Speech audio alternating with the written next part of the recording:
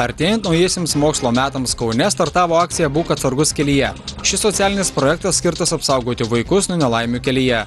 Projektas susideda iš 3 dalių – edukacinio leidinio Būk atsargus kelyje, interaktyvaus renginio Atsargiai, Pypliai kelyje bei akcijos Vaikai vaikams.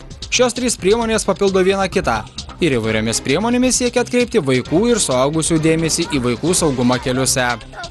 Vaikai turėtų labai žinoti, kaip eiti per gatvę. Taip pat turėtų susipažinti su šviesoforo ženklais, tai yra spalvomis, ir kai kuriais kelio ženklais, kurios kiekvienas pėstysis turi mokėti. Rugpjūčio 25-27 dienomis akcija vyks Marijampolėje, Alytuje, Klaipėdoje ir Šiauliuose. Akcija finišą pasieks rugsėjo 5 dieną Vilniuje.